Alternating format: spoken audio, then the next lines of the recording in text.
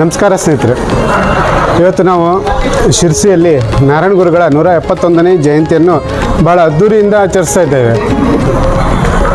ನಾರಾಯಣ ಗುರುಗಳ ಬಗ್ಗೆ ಅನೇಕ ವಿಚಾರಗಳು ಇವತ್ತು ನಮ್ಮ ಮುಂದೆ ಇಡಲಿದ್ದಾರೆ. ಶ್ರೀಯುತ ಉಮೇಶ್ ನಾಯ್ಕ್ ಅವರು ನಾರಾಯಣ ಗುರುಗಳ ಬಗ್ಗೆ ಅವರು ಹಿಂದೆ ಒಂದು 2 ಪುಸ್ತಕವನ್ನು ಬಿಡುಗಡೆ ಮಾಡಿದರು. ಅವರಿಗೆ ಆ ವಿಚಾರವಾಗಿ ಬಹಳಷ್ಟು ವಿಚಾರಗಳು ಗೊತ್ತಿದೆ. ಆ ವಿಚಾರವನ್ನು ಇವತ್ತು ನಿಮ್ಮ ಮುಂದೆ ಇಡಲು ನಾನು ಇಷ್ಟಪಡ್ತಾ ಇದ್ದೇನೆ. ಎಲ್ಲರಿಗೂ ನಮಸ್ಕಾರ. 171ನೇ ನಾರಾಯಣ ಗುರುಗಳ ಜಯಂತಿಯ ಶುಭಾಶಯಗಳನ್ನು ಹೇಳ್ತಾ ಒಂದೆರಡು ಮಾತನಾಡಲಿಕ್ಕೆ ಬಯಸ್ತೇನೆ. ಇವತ್ತು ನಮಗೆ ಅತ್ಯಂತ ಮಹತ್ವದ ದಿನ. ಕೇವಲ ಒಂದು ಸಮಾಜಕ್ಕೆ ಮಾತ್ರ ಅಲ್ಲ, ಹಿಂದುಳಿದ ಎಲ್ಲ ಸಮಾಜಕ್ಕೂ ಕೂಡ ಇದು ಅತ್ಯಂತ ಮಹತ್ವದ ದಿನ.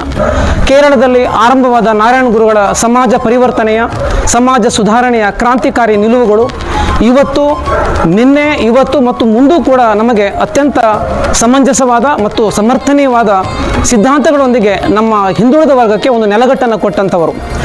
ನಾರಾಯಣ ಗುರುಗಳು ಯಾಕೆ ನಮಗೆ ಬಹಳ ಮಹತ್ವ ಆಗ್ತದೆ ಅಂತಂದರೆ, ಯೋಚಿಸುವ ರೀತಿಯನ್ನು ಕಲಿಸಿದವರು. ಅವರು ಒಂದು ದಾರಿಯನ್ನು ಹೇಳಿಕೊಟ್ಟವರು. ಒಂದು ಕಾಲದಲ್ಲಿ ಅತ್ಯಂತ ಶೋಷಣೆಗೆ ಒಳಗಾಗಿ, ಅದು ಎಂಥ ರೀತಿಯಲ್ಲಿ ಅಂತಂದರೆ ಸಮಾಜದ ಮುಖ್ಯವಾಹಿನಿಗೆ ಯಾವ ಕಾರಣಕ್ಕೂ ಬರಲಾರದ ಸ್ಥಿತಿಯಲ್ಲಿದ್ದಂಥ ಸ್ಥಿತಿ ಅದು.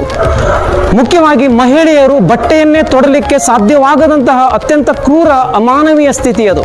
ಅಂಥ ಸ್ಥಿತಿಯಿಂದ ನಮ್ಮನ್ನು ಈ ಸ್ಥಿತಿಗೆ ಬರೋದಕ್ಕೆ ನಮ್ಮ ವಿಚಾರಧಾರೆಗಳು ಕಾರಣ ಆಗಿದ್ದಾವೆ. ಅಂಥ ವಿಚಾರಧಾರೆಗಳಲ್ಲಿ ಹಲವು ವಿಚಾರಧಾರೆಗಳು ನಮ್ಮನ್ನು ಮೇಲೆತ್ತಿದ್ದಾವೆ.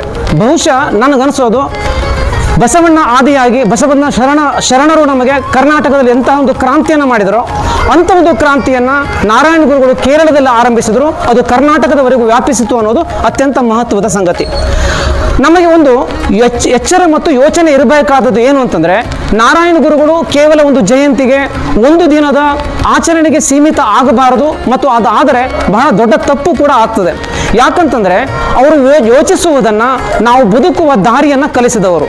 ನಾರಾಯಣ ಗುರುಗಳು ಯಾಕೆ ನಮಗೆ ಬಹಳ ಮುಖ್ಯ ಆಗ್ತಾರೆ ಅಂತಂದರೆ, ನಮ್ಮ ಅಂಕುಡೊಂಕುಗಳು ಸಮಾಜದಲ್ಲಿ ಏನೇನಿದ್ವಲ್ಲ ಅದರಲ್ಲಿ ನಾವು ಹೇಗೆ ಮುಳುಗಿ ಹೋಗಿದ್ವಲ್ಲ, ಆ ಮುಳುಗಿ ಹೋಗಿದ್ದ ಕಾರಣಕ್ಕಾಗಿ ನಾವು ಏನೆಲ್ಲ ಶೋಷಣೆಗೆ ಒಳಗಾಗಬೇಕಾಯ್ತಲ್ಲ, ಅದೆಲ್ಲವನ್ನು ಕೂಡ ತಮ್ಮ ಯೋಚನೆಗಳ ಮೂಲಕ, ವಿಚಾರಗಳ ಮೂಲಕ ತಿಳಿಸಿದವರು.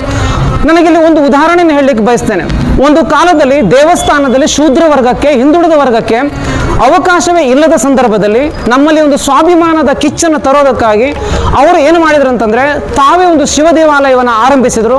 ಮತ್ತೆ ಅತ್ಯಂತ ಕ್ರಾಂತಿಕಾರಿ ಹೆಜ್ಜೆ ಏನು ಅಂತಂದರೆ, ಆ ಶಿವ ದೇವಾಲಯದ ಪೂಜೆಗೆ ಶೂದ್ರರನ್ನೇ ನೇಮಿಸುವುದರ ಮೂಲಕ ನಮ್ಮಲ್ಲಿ ಒಂದು ಆತ್ಮಸ್ಥೈರ್ಯವನ್ನು, ನಾವು ಕೂಡ ದೇವರ ಹತ್ತಿರ ಇದ್ದೀವಿ ಅನ್ನೋ ಭಾವನೆಯನ್ನು ಬರೋದಕ್ಕೆ ಕೆಲಸ ಮಾಡ್ತಾರೆ.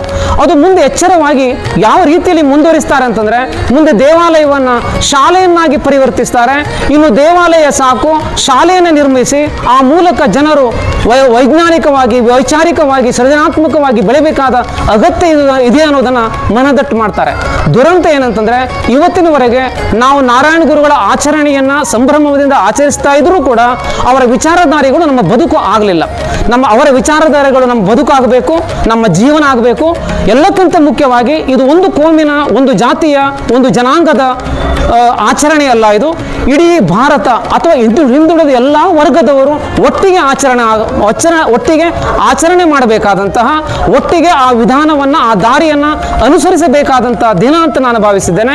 ಹಾಗಾಗಿ ನಾರಾಯಣ ಗುರುಗಳ ಆಚರಣೆ ಅಂತಂದರೆ ಅವರ ವಿಚಾರಗಳನ್ನು ನಮ್ಮ ಎದೆಯಲ್ಲಿ, ನಮ್ಮ ತಲೆಯಲ್ಲಿ ಆಗು ಮಾಡಿಕೊಂಡು ಅದನ್ನು ಅಳವಡಿಸಿಕೊಂಡು ನಮ್ಮ ಬದುಕಿನಲ್ಲಿ ಅಳವಡಿಸಿಕೊಳ್ಳೋದ್ರ ಮೂಲಕ ಸಮಾಜವನ್ನು ಬದಲಾವಣೆಯತ್ತ, ಸಮಾನತೆಯತ್ತ, ಸ್ವಾತಂತ್ರ್ಯದತ್ತ, ಲಿಂಗ ಸಮಾನತೆ, ಜಾತಿಯ ಸಮಾನತೆ, ಎಲ್ಲ ಸಮಾನತೆಯತ್ತ ಬೆಳೆಸೋದ್ರ ಕಡೆ ನಾವು ಪ್ರಯತ್ನ ಮಾಡಿದರೆ ನಾರಾಯಣ ಗುರುಗಳ ಜಯಂತಿ ಸಾರ್ಥಕವಾಗ್ತದೆ. ಆ ಪ್ರಯತ್ನ ಮಾಡಬೇಕು ಅಂತ ಹೇಳ್ತಾ ನಾನು ಎಲ್ಲರಿಗೂ ಮತ್ತೊಮ್ಮೆ ಶುಭಾಶಯವನ್ನು ಕೋರ್ತೇನೆ. ಧನ್ಯವಾದಗಳು.